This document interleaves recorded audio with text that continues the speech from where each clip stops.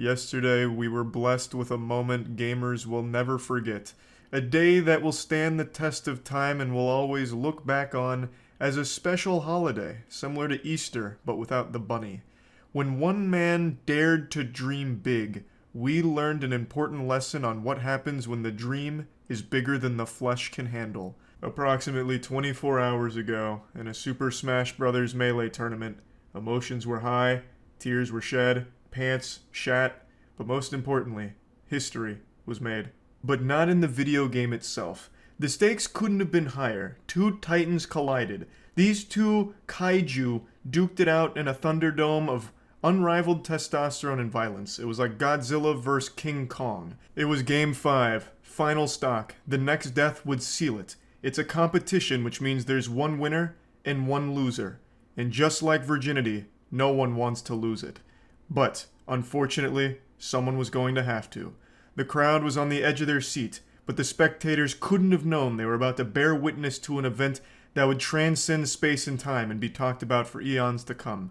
After a winner was decided in the match, no one could have expected what happened next. If he gets hit by a backer, he will be knocked off stage like Opportunity what we just saw. for H-Bucks, he calls it out, and that's gonna be it!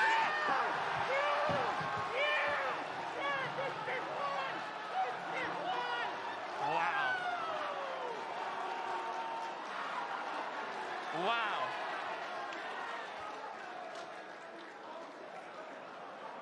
Well, he's stealing his moment there, Walt. Whew. We're gonna get that one on a clip, right? Oh, Is that in the absolutely. replays? Okay. This onion's got a lot of layers. This is only the beginning of the rabbit hole here. But what you just watched is basically Kratos challenging Ares. This was a moment that had never been thought possible prior to this. These two players here are very well known in the Melee scene. Hungrybox is the Jigglypuff that won there in the sunglasses, and IBDW, Cody, was the Fox player who had just lost.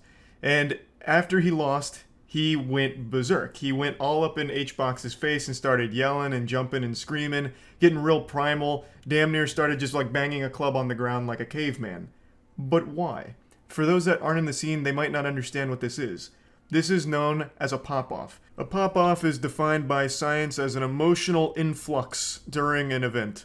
I'm making that up. I didn't feel like looking it up, but a pop-off is basically just like a big celebration.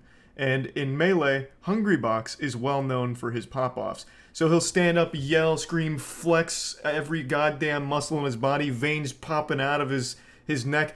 Damn near makes it seem like he's about to explode or go Super Saiyan or shit his pants. He goes wild on his pop-offs. It's part of his brand. It's part of his identity. And it's super hype. I think pop-offs are always great to witness, even when they're not to like HBox's level. And his go crazy. HBox once fainted from popping off so hard in a tournament. Yes! Oh no. Yeah! Yeah, mother... I couldn't actually find this clip unedited, but you see what happens. You know, he's yelling, going ballistic, and his body shuts down. The Windows operating system needs to reboot there for a second. And he, passes out on stream.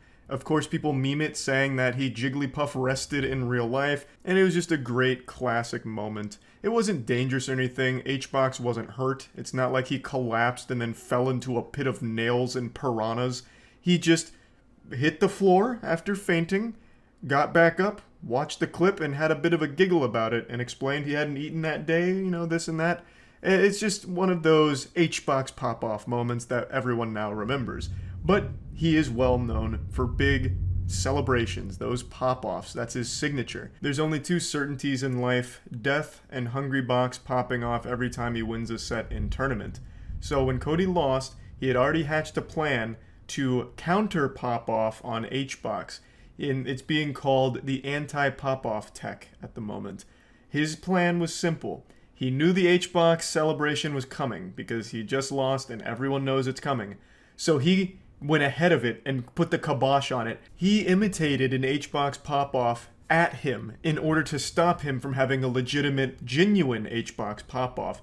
It was quite the fucking galaxy brain scheme, honestly. It was like that bird in the animal kingdom that has like a dance battle with each other when they're in a fight. So they start like mirroring each other's moves at each other until one of them gives up.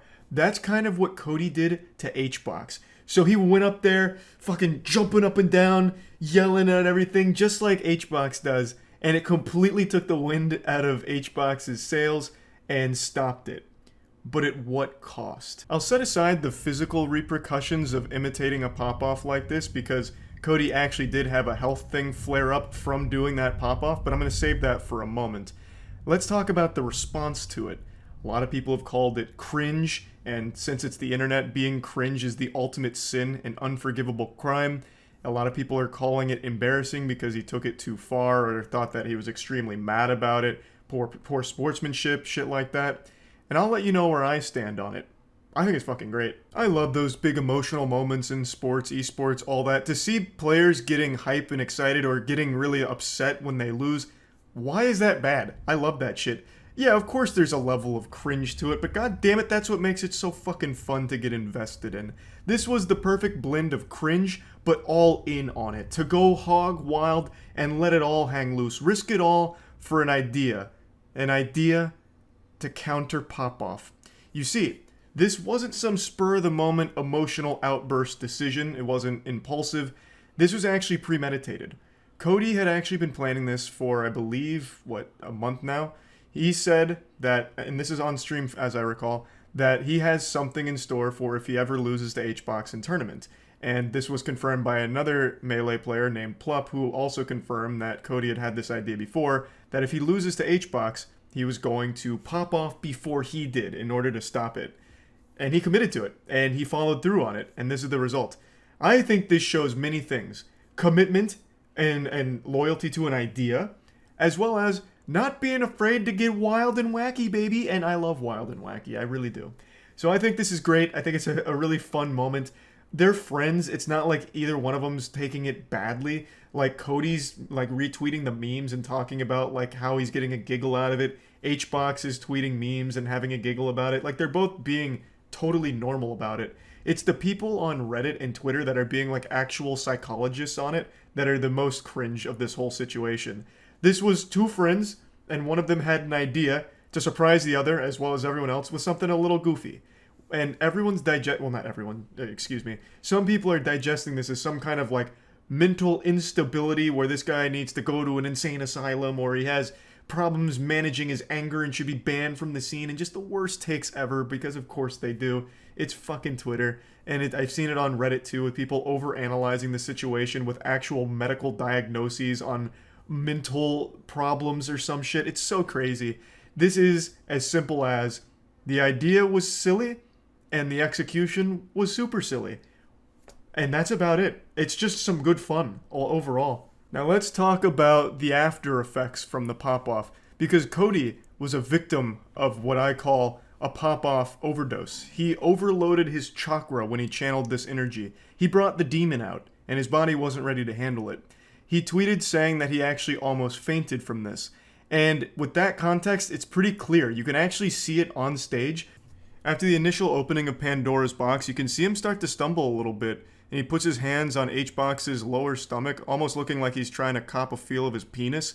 But it's not because he's trying to like get a little wiener tug-a-rooski in there. It's because he's using HBox to prevent himself from falling over. You can see his legs wobbling and all of that as he's like grabbing onto HBox, which is what made the whole thing even more awkward, because he just kept touching HBox, and I guess people didn't really understand why. I know I didn't until learning that he almost fainted, and it makes complete sense because he looks extremely unsteady here.